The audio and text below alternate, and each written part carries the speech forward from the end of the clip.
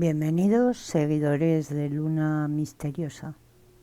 Esta semana quiero acercarles a 7 lugares misteriosos donde sus paredes esconden historias de fantasmas y fenómenos extraños. Y dirigimos nuestros pasos a Catemaco, en Veracruz, en México. Son muchos los rincones llenos de misticismo y contradicciones ancestrales que los hacen únicos. Sin lugar a dudas, Catemaco, una ciudad ubicada en la región de Los Chuclas del estado de Veracruz, donde se unen experiencias sensoriales plasmadas de misticismo, tradición y purificación. Catemaco es conocido gracias a los brujos y la magia que existe en ese lugar. Su nombre proviene del náhuatl, Cali, que es casa, y Tematí, quemar, es decir, lugar de las casas quemadas. ¿Y por qué ese nombre? Porque su nombre viene derivado de uno de sus volcanes, el volcán de San Martín. Esa región es famosa por ser tierra de brujos, la herencia de los olmecas, de sus ritos y tradiciones, dio lugar a que a Catemaco se le conociera como la ciudad de los brujos. Durante todo el año, miles de personas visitan la región para curarse de mal de ojo, realizar un favor o simplemente para hacerse purificaciones.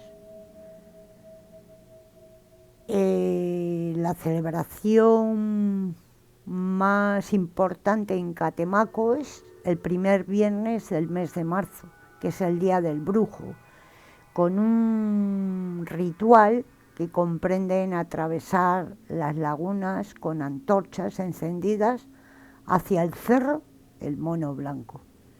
En este lugar de Veracruz tiene un lugar importante en la historia de los brujos, la que se remonta antes de la llegada de los españoles. Esta zona era considerada una gran comunidad de curanderos que conocían las propiedades de las plantas de la región.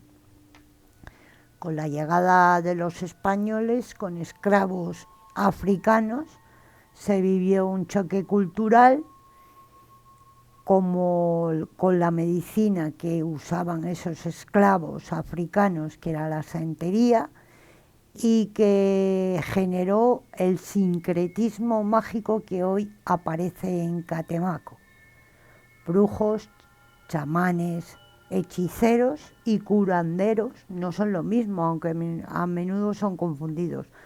La brujería está asociada a la magia negra. Los curanderos y curanderas son los que trabajan la herbolaria y sus propiedades curativas, y los chamanes trabajan principalmente con la práctica espiritual llamada magia blanca. En Catemaco no es todo magia y esoterismo, porque son productores de jaranas, que es una pieza de un artículo decorativo con cáscara de coco y arena. Pero este pueblo, posee una herencia esotérica y mística que lo han llevado con el paso de los años a ser conocido por el pueblo de los brujos. Son fervientes, como en muchas ciudades mexicanas y peruanas, a la Virgen del Carmen. Y allí nació una leyenda que fue narrada a partir del siglo XVII, que en una cueva de esta ciudad se le hizo presente a un pescador como una prueba los pies de la Virgen del Carmen, o la Virgen del Carmen, y esos pies quedaron impresos en una roca, y a raíz de estos hechos se hizo una estatua en su honor. Y seguimos nuestros pasos hacia las catacumbas de Perú, en Lima, también conocidas como el Conjunto Monumental de San Francisco. Las catacumbas de Lima es uno de los cementerios más antiguos y reconocidos de la capital de Perú. Consiste en una red de túneles y cuartos subterráneos o criptas ubicadas en la parte de abajo de la iglesia de San Francisco, en el corazón del centro de Lima. La mayoría de ellas pertenecen a los primeros pobladores de esa ciudad, que fue fundada en 1535 por Francisco Pizarro. Según cuentan los monjes del convento, un misterioso personaje traslúcido y silencioso deambula a su gusto por los túneles para sorpresa e inquietud de quien se topa con él. Es uno de los 3 conventos más grandes de América, cuya construcción data del siglo XVI y XVII, cuando coincidió con la fundación de la capital de Perú por la orden franciscana, que recibió un solar sobre el que se levantó una modesta capilla.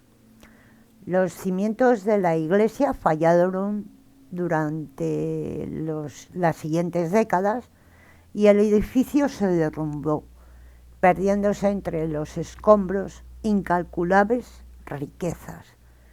El lugar más visitado del recinto son sus criptas, llamadas popularmente catacumbas, por su similitud con los enterramientos romanos.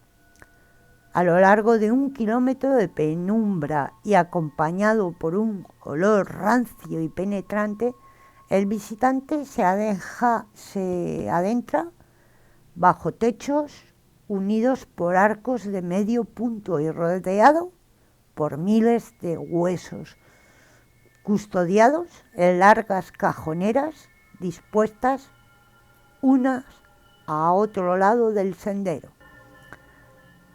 Asimismo podrán encontrar osarios con 10 metros de profundidad, que no solo sirvieron como fosa común, sino también para absorber las ondas sísmicas que son frecuentes en la cordillera andina.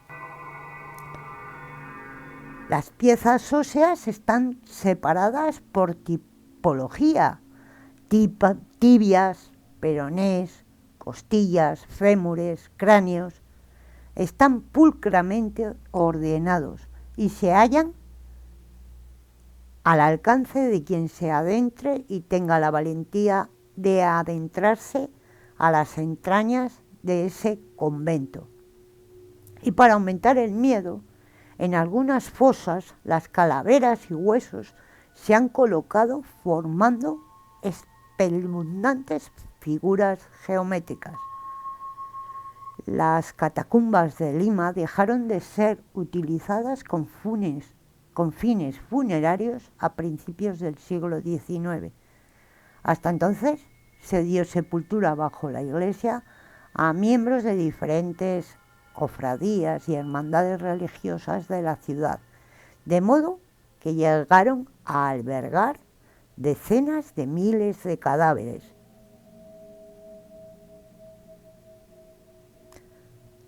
Siguiendo una curiosa costumbre de la época, los sepulcros rectangulares eran excavados a gran profundidad y en ellos eran introducidos numerosos féretros, uno encima de otro, separados por cal, para evitar el proceso de descomposición, evitar los malos olores y las epidemias. Algunas de las criptas pertenecen a personajes populares. Una de las más conocidas es la de los Venerables, donde reposan los restos del abad Fray Juan Gómez. Siguen viviendo en ese convento una decena de sacerdotes que viven a la antigua usanza. El punto más alejado de las catacumbas consiste en un amplio pasillo que termina en una pared con una enorme cruz. Se cuenta que aparece un extraño personaje ataviado con indumentarias monacales, o sea, religiosas, y que han sido visto en numerosas ocasiones por los mismos hermanos del convento y que desaparece de manera espontánea y es como, dicen que es como de una materia semitransparente. Se cree que es uno de los más antiguos monjes franciscanos que estuvo en ese convento. Y siguiendo nuestros pasos, nos dirigimos al pequeño pueblo turístico Villa Epecuén, que fue fundado en 1821 en la provincia de Buenos Aires, a poco más de 500 kilómetros de México, capital federal. A pesar de que fue uno de esos pueblos más visitados por los turistas, que llegó a competir con destinos turísticos como Mar del Plata, cayó en la ruina en unos solos meses debido a una inundación que lo borró del mapa. Literalmente fue el 10 de noviembre de 1985. Una de las razones por la que Epecuén se hizo tan solicitada fue que llegó el ferrocarril en 1829 y eso hizo que los turistas irían a la ciudad y comenzara a florecer. Sumado a su hermoso paisaje y a ese poder sanador de sus aguas, dado que los visitantes aseguraban que el lodo de Epecuén aliviaba los dolores a las personas que se sumergían en él. Fue tanto el rumor que la provincia de Buenos Aires mandó un grupo de expertos a revisar las aguas y se descubrió que las aguas tenían alta concentración de minerales, comparable como a las que tiene el Mar Muerto. De esta manera se dijo y se hizo un informe de que el lago tenía la capacidad de sanar enfermedades reumáticas y de la piel. Eso hizo que sería un punto o otro punto que sumará a la afluencia de turistas. Al principio de la década de los 70 se puso en construcción obras hidráulicas necesarias para el funcionamiento del pueblo. Pero esas obras se detuvieron en 1976 por el golpe militar. Con un sistema deteriorado y falto de mantenimiento, Epecuén sufrió en 6 meses la cantidad de lluvia que solía caer en un año, y eso fue el comienzo del desastre. El agua invadió la ciudad sin contemplación.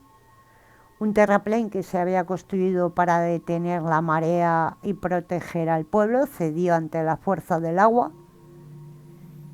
Las casas y los complejos fueron desalojados desesperadamente y en ese momento de diluvio el lago creció a razón de 1 centímetro por hora. Los años gloriosos de Epecuén habían quedado sumergidos en 7 metros de agua que destruyó todo lo que encontró a su paso. Después de ese trágico accidente, en 1985 el agua comenzó a bajar y los vecinos se encontraron con un paisaje devastador y los vestigios y recuerdos de algo que ya no podía ser. En el día de hoy, Epecuén es un hermoso destino turístico donde se pueden hacer visitas guiadas para conocer la historia del pueblo y entender un poco más cómo pasó de ser uno de los lugares más solicitados por la aristocracia argentina a quedar bajo el agua. Y existe la posibilidad de meterse en el agua y sentir la magia curativa que tiene el lago. Y dirigimos nuestros pasos hacia Monterrey, en la que existe una casa que la llaman la Casa de los Tubos, una construcción abandonada, y en este lugar ocurrieron tragedias en su interior que dieron paso a tenebrosas leyendas. Cuenta una de ellas que en la década de los 70 un hombre llegó a vivir a la ciudad con su única hija. La niña tenía una parálisis en las piernas y se movía en silla de ruedas todo el tiempo. La razón por la que su padre pidió que construir una casa con un tipo de ingeniería para facilitar el acceso a su hija con rampas para discapacitados por toda la casa. Era un proyecto muy revolucionario en la ciudad en ese tiempo, pero llegaron muchas tragedias en su construcción, o las leyendas que se cuentan de mientras se construía esa casa, la Casa de los Tubos. Según se dice, los albañiles que trabajaban comenzaban a sentirse extraños hasta que un día, después de una fiesta que hizo el patrón para que se relajaran los trabajadores con alcohol, el único que no bebió cayó desde el techo y murió. Dicen que tenía los ojos abiertos con terror, como si hubiera visto al mismísimo demonio. Aun así, con ese accidente continuaron con el proyecto, pero poco de tiempo después, otro albañil cayó de una ventana y también murió con el impacto. Antes, debemos decir que ese albañil, antes de caer, dijo: "No nos quiere aquí". Pero eso no impidió que se llegara a finalizar el proyecto. La construcción avanzó y un día el padre llevó a la niña para que conociera la casa. No se sabe de qué manera llegó la niña hasta el piso de arriba. Mientras su padre hablaba con el ingeniero, la niña cayó y murió. La leyenda dice que el papá se hundió en el alcohol y poco tiempo después se suicidó en la misma casa. Desde entonces, la Casa de los Tubos ha estado abandonado. Ha sido escenario de drogadictos, actividades paranormales y historias de personas que entraron buscando fantasmas o demonios y dicen las leyendas que jamás salieron de sus paredes. Pero en 2015 se anunció su venta y cambió de dueño, y ahora mismo es una construcción envidiable en el lugar. Seguimos nuestros pasos hacia México, hacia el Puente del Diablo de Durango. El puente, según se dice, lo construyó el mismísimo diablo en una noche. Cientos de oscuros seres se abocaron en una tarea furiosa y rápida para que se convirtiera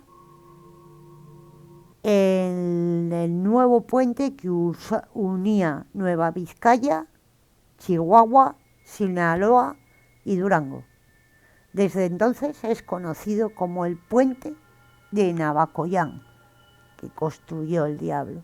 Dicen las leyendas que esos seres oscuros eran dirigidos por un ser vestido de negro, de botones relucientes de plata y ojos de un rojo intenso, por el mismo rey del Averno, por el diablo, el ángel caído, que se decidió construir un puente sobre el río Tunal para mejorar la comunicación de Navacoyán y los alrededores. Por eso es lo que llamaron a un ingeniero de Nueva España, quien edificaría un puente que ayudaría a enlazar a esos pueblos. Al ingeniero le ofrecieron una cuantiosa suma de dinero con la condición de que concluyera la construcción antes de la temporada de lluvia, ya que el caudal del río crecía y era un peligro. De lo contrario, perdería el dinero y su reputación quedaría arruinada. El ingeniero puso manos a la obra y contrató a los mejores albañiles, quienes fueron construyendo un hermoso puente. Pero 3 días antes de la entrega, una tormenta azotó a Navacoyán y el trabajo de tanto tiempo quedó hecho pedazos. El ingeniero estaba desconsolado, pues no recibiría su ansiado pago, sino que su prestigio como profesional quedaría manchado. En esas horas, en ese momento que estaba llorando su desgracia, cuando apareció un extraño hombre vestido de negro, que se le acercó preguntándole su pena. El ingeniero le contó todo y el hombre le reveló que era el mismísimo diablo y le propuso un trato. Yo haré el puente por ti y será el más bello y resistente de la región, pero a cambio quiero tu alma. Desesperado, el ingeniero aceptó y se dice que en una sola noche el diablo construyó un sólido y magnífico puente con la ayuda de demonios que juntaban y acomodaban las pesadas piedras. Se acercó el día de la entrega y vieron la obra terminada, pero descubrieron con horror que el cuerpo del ingeniero, con una mueca de terror en el rostro, estaba en el lecho del río, debajo del puente. Desde entonces se cuenta que en las noches de lluvia se aparece un misterioso hombre en el puente y que aquellos valientes que se atrevan a hablarle amanecerán ahogados en el río. Y seguimos nuestros pasos hacia uno de los lugares más espeluznantes de Rusia, Adargaz, conocido localmente como la ciudad de los muertos. Esta ciudad está en la República de Osetia, al norte de Alania, en el Cáucaso Norte. Hay una leyenda que habla de cómo apareció este complejo funerario. Cuentan que una vez llegó al pueblo una mujer de una belleza sin precedentes. Muchos hombres estaban fascinados por ella y dejaron de lado a sus familias para estar con ella. Sin embargo, había demasiados pretendientes y comenzaron una sangrienta batalla entre ellos. El resultado fue la pérdida de las vidas de muchos hombres y aún así la disputa no se resolvió. Las mujeres del pueblo decidieron expulsar a la chica, pero los hombres se resistieron a hacerlo. Como resultado, los residentes acordaron que la mujer debería ser asesinada. Después de la muerte de la mujer, y como castigo divino, una terrible epidemia de peste sacudió la ciudad. La tierra no podía ser excavada para los cuerpos de los fallecidos, y es así como se decidió construir criptas que se ven hoy en día para ese descanso de los cuerpos.